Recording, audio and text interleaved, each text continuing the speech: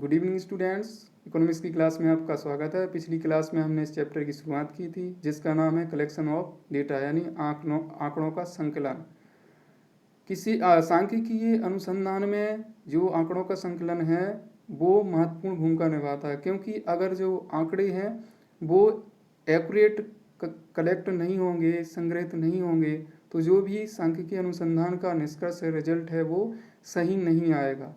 कल हमने statistical inquiry की डिफिनीशन समझी थी और कुछ इम्पोर्टेंट जो आपके टर्म्स थे इस चैप्टर से रिलेटेड, स्टैटिस्टिक्स से रिलेटेड, उनको भी जाना था, जिनमें थे सबसे पहला था आपका इन्वेस्टिगेटर, यानी इसको हिंदी में हम अनुसंधानकर्ता बोलते हैं। अनुसंधानकर्ता मैंने बताया था कि वो व्यक्ति होता है जो अनुसंधान करता है, सांख्यिकीय अनुसंधान करता है, उसको इन्वेस्टिगेटर बोलते हैं। दूसरा था वो व्यक्ति जो अनुसंधानकर्ता की मदद करता है, जिसको कहा जाता है इन्यूमरेटर। और तीसरा हमने जो इम्पोर्टेंट टर्म समझा था वो था रिस्पोंडेंट, जो जवाब देता है संबंधित सेट ऑफ क्वेश्चंस का। और सर्वे की भी डिफिनीशन समझी थी। और हमने ये भी जाना था कि जो कलेक्शन ऑफ डेटा है वो फर्स्ट स्टेप होती है स्टैटिस्टिकल इंक्वायरी की। इसमें हमने देखा कि कलेक्शन ऑफ डेटा के दो सोर्स होते हैं, एक होता है इंटरनल सोर्स और दूसरा होता है आपका एक्सटर्नल सोर्स। तो इंटरनल सोर्स में हमने देखा कि जब संस्था के अंदर ही से कोई व्यक्ति रिसर्च करना चाह रहा है, यानी उस संस्था का ही इन्वेस्टिगेटर है और वहाँ के ही रिपोर्ट और रिकॉर्ड से जानकारी डेटा का जुटाया जा रहा है, तो इस तरह से जो सोर्स कहलाएंगे वो इंटरनल सोर्स होंगे। अगर रिसर्च किया जा रहा है और जो इन्वेस्टिगेटर है वो संस्था का नहीं है, यानी बाहर का है, तो इस तरह से जो भी सोर्स होगा वो एक्सटर्नल सोर्स होगा, यानी बाह्य स्रोत होगा। तो एक्सटर्नल सोर्स में हमने देखा था कि इसको हम दो तरह से बांट सकते हैं, एक तो है प्राइमरी डेटा और दूसरा है सेकेंडरी डेटा। तो इसी को आज हम समझेंगे कि प्राइमरी डेटा क्या होता है और सेकेंडरी डेटा क्या होता है और इन दोनों के बीच में किस प्रकार से अंतर है। चलते हैं, शुरुआत करते हैं। Primary data. Primary data is the data which originally collected by in investigator और in agency for the first time for some specific purpose.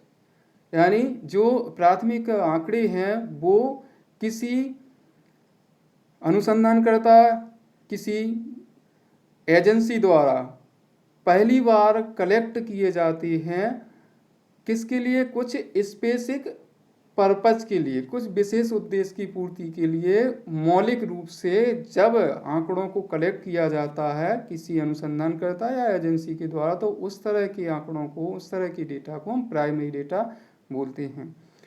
अब बात करते हैं सेकेंडरी डेटा की। Secondary data, the data which is not directly collected but rather obtain from the published और unpublished source is known as secondary data. यानी ये data directly collect नहीं किया जाता, प्रत्यक्ष रूप से कलेक्ट नहीं किया जाता। ये कहाँ से प्राप्त कर लिया जाता है? प्रकाशित, पब्लिश्ड और अनपब्लिश्ड, यानी प्रकाशित और अप्रकाशित सोर्स, जो स्रोत होते हैं, उनसे इसको कलेक्ट कर लिया जाता है। इसलिए इनका क्या नाम दिया जाता है? द्वितीयक आंकड़े। जो आपके प्राइमरी डेटा है उसको फर्स्ट हैंड डेटा बोला जाता है, जबकि इसको सेकंड हैंड, यानी सेकेंडरी डेटा को सेकंड हैंड डेटा हम बोलते हैं।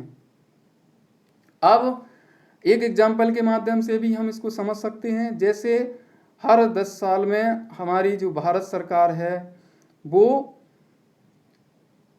सेंसस कराती है, जो गृह मंत्रालय है वो सेंसस कराता है हमारे यहाँ की हमारी जो पॉपुलेशन है वो कितनी हो गई है। तो जब उसके द्वारा डेटा कलेक्ट किया जा रहा है तो इस तरह के कलेक्शन को हम किस नाम से जानेंगे? प्राइमरी डेटा कहलाएगा।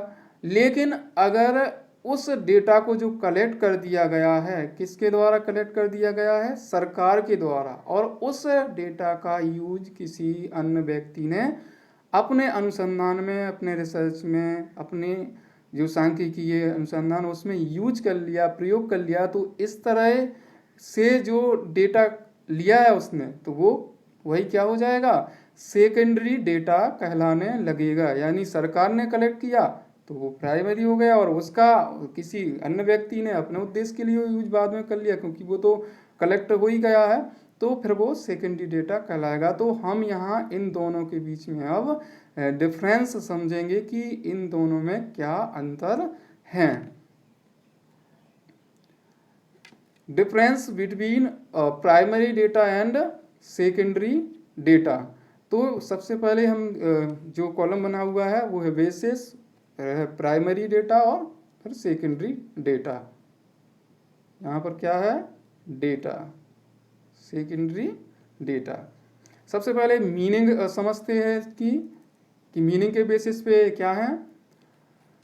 Data which is collected by investigator himself is called primary data. ये हम पढ़ चुके हैं कि वैसा डेटा जो किसके द्वारा कलेक्ट किया जाता है, स्वयं ये कलेक्ट किया जाता है इन्वेस्टिगेटर के द्वारा, तो वो डेटा प्राथमिक डेटा कहलाता है, प्राथमिक आंकड़े कहलाते हैं। Data which are not collected by investigator but is taken from some other source is called secondary data. अन्य सोर्स से ले लेते हैं तो वो सेकेंडरी डेटा कहलाता है। अब बात करते हैं इसकी ओरिजिनलिटी, यानी मौलिकता की। मौलिकता, मौलिक मतलब ये इसमें मौलिकता है कि नहीं है। तो जो प्राइमरी डेटा है वो क्या होता है, ओरिजिनल होता है, और जो सेकेंडरी डेटा है वो it is not original, original नहीं होता है, मौलिक नहीं होता है। क्यों नहीं होता है, क्योंकि जो प्राइमरी डेटा है ये तो उसी व्यक्ति द्वारा कलेक्ट किया जा रहा है या एजेंसी द्वारा जो रिसर्च कर रहा है, स्टैटिस्टिकल अनुसंधान कर रहा है। लेकिन जो सेकेंडरी डेटा है वो उसके द्वारा नहीं कलेक्ट किया जा रहा है, जो सांख्यिकीय अनुसंधान कर रहा है, ये तो पहले से ही जो तैयार डेटा है उसका यूज कर रहा है अपने अनुसंधान में। तो ओरिजिनलिटी के हिसाब से आपका प्राइमरी डेटा ओरिजिनल होता है, और जबकि सेकेंडरी डेटा ओरिजिनल नहीं होता है। अगला जो हमारा पॉइंट है वो है यूज ऑफ टाइम। समय का जो उपयोग है वो उसके आधार पर भी हम अंतर करेंगे। यूज ऑफ टाइम, तो it require longer time for data collection. जो प्राइमरी डेटा है वो ज़्यादा समय लेता है, किसके लिए, आंकड़े कलेक्ट होने के लिए। क्यों, क्योंकि जो भी सर्वे की इकाइयाँ होती हैं जिन्हें हमने बात की थी पिछली कक्षाओं में, कि उसको हम सेंसस या क्या बोलते हैं, पॉपुलेशन बोलते हैं, उनको क्या बोलते हैं, यूनिवर्स या पॉपुलेशन बोलते हैं, नहीं, यूनिवर्स या पॉपुलेशन बोलते हैं। तो उन के पास जाने के लिए जो भी इन्वेस्टिगेटर है, एजेंसी है, उसे पर्याप्त समय की आवश्यकता होती है, उसे समय लगता है। जबकि सेकेंडरी डेटा जो है वो secondary data require less time, क्योंकि इसमें संबंधित जो अनुसंधान की इकाई हैं जिन पे अनुसंधान हो रहा है उनके पास नहीं जाना होता है, वो ऑलरेडी कहीं उनका इन्फॉर्मेशन कलेक्ट की हुई रखी होती है। जैसे जो सांख्य आपकी जनगणना हुई तो उसकी इन्फॉर्मेशन सरकार के पास रखी और वो किसी व्यक्ति ने यूज की है, तो जाहिर सी बात है कि वो व्यक्ति उन जो रिसर्च कर रहा है उन व्यक्तियों के पास नहीं गया जिनकी इन्फॉर्मेशन उसने सरकार के जो भी डेटा है उससे ली। अब बात करते हैं कॉस्ट की, कि पैसा किस तरह के डेटा कलेक्शन में ज़्यादा लगेगा। तो जो लागत आती है किस में ज़्यादा आएगी, it involve more cost of collection. जो प्राइमरी डेटा है उसमें ज़्यादा लागत आ रही है। क्यों आ रही है, क्योंकि हर उसके यूनिट्स के पास जाना पड़ेगा, हर नहीं तो सैंपल लेना पड़ेगा, जितना उतने के पास तो कम से कम जाना पड़ेगा। तो जो इन्वेस्टिगेटर है वो या तो स्वयं जाएगा या अपने जो इन्यूमरेटर हैं उनके सहायक हैं वो जाएगी, या एजेंसी कुछ लोगों को नियुक्त करेगी। तो उनके ऊपर ट्रांसपोर्टेशन के लिए, यातायात के लिए खर्च देना पड़ेगा, और भी अन्य भत्ते देने पड़ेंगे, अलाउंस देने पड़ेंगे उनको, और भी खर्चे देने पड़ेंगे।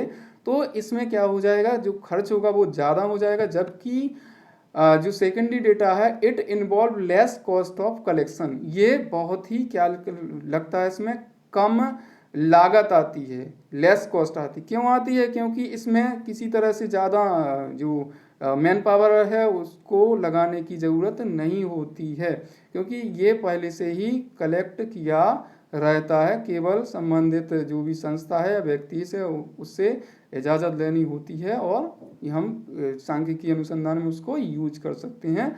तो लागत के हिसाब से प्राइमरी डेटा में को कलेक्ट करने में ज़्यादा लागत आ रही है और जो आपका सेकेंडरी डेटा है उसको कलेक्ट करने में कम लागत आ रही है। अब बात करते हैं रिलायबिलिटी और एक्यूरेसी की, यानी ये जो विश्वसनीयता और शुद्धता। तो primary data it is more reliable and accurate, ये जो प्राथमिक आंकड़े होते हैं वो ज़्यादा शुद्ध होते हैं और विश्वसनीय होते हैं। क्यों होती हैं? क्योंकि जो इन्वेस्टिगेटर है वो स्वयं जा रहा है या अपने जो भी संबंधित इन्यूमरेटर है उनको या एजेंसी जो व्यक्ति को नियुक्त कर रही है, तो उस पर उनके ऊपर एक जिम्मेदारी है कि हमें सही से डेटा को कलेक्ट करना है। तो इस प्रकार से जो शुद्धता है और विश्वसनीयता है उस पर वो बढ़ जाती है। तो इस प्रकार प्राइमरी डेटा में शुद्धता और विश्वसनीयता ज़्यादा होती है, जबकि हम दूसरी तरफ देखते हैं सेकेंडरी डेटा में it is a less reliable and accurate, ये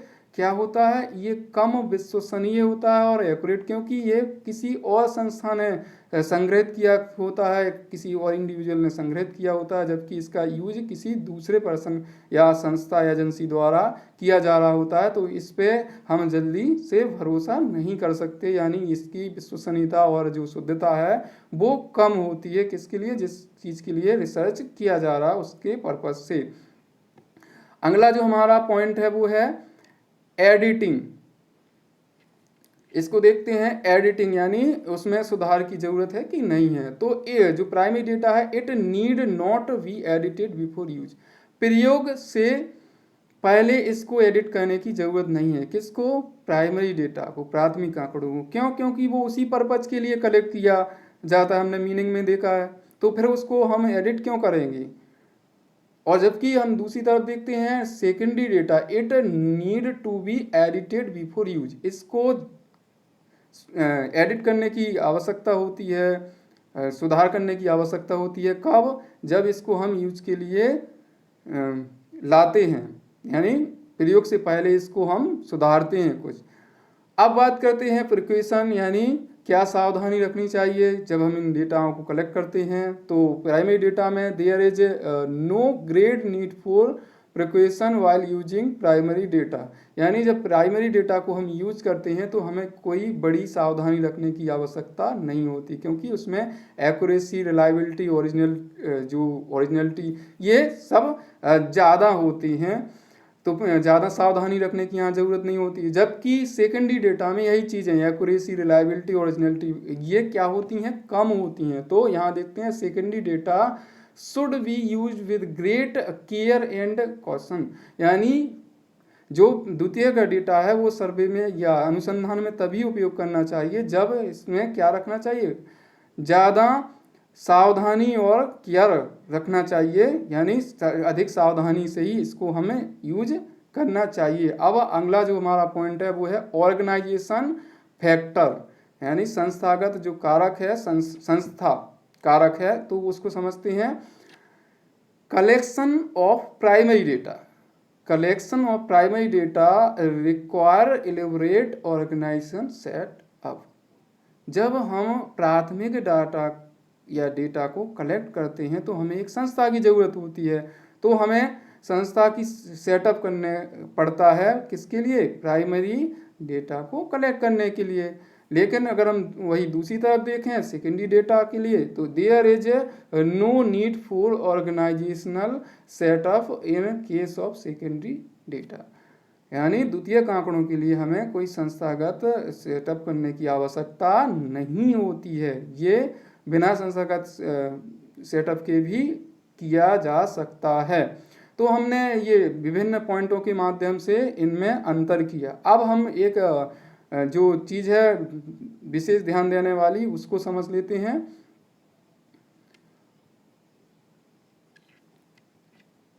और the basic difference between primary data and secondary data is of degree.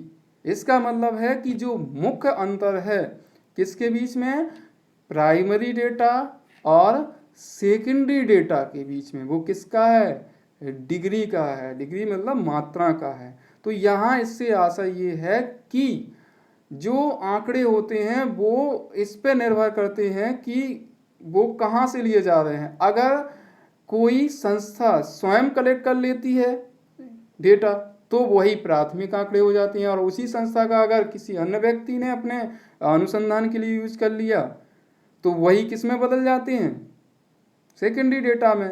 तो यहाँ देखते हैं कि हमने जो एग्जाम्पल लिया था कि सरकार सेंसस यानी जनगणना करती है, तब वही प्राइमरी होते हैं, और उसी जनगणना के डेटा को अगर किसी अन्य संस्था या व्यक्ति द्वारा, इंडिविजुअल द्वारा यूज कर लिया जाता है तो वही किस में बदल जाते हैं, सेकेंडरी में। तो प्राइमरी डेटा बाद में किस में चेंज हो सकता है, सेकेंडरी डेटा में चेंज हो सकता है। धन्यवाद।